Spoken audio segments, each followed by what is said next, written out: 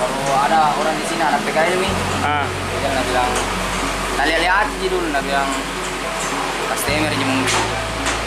Jadi Dia bilang begitu? Iya, jadi nah hiraukan ji.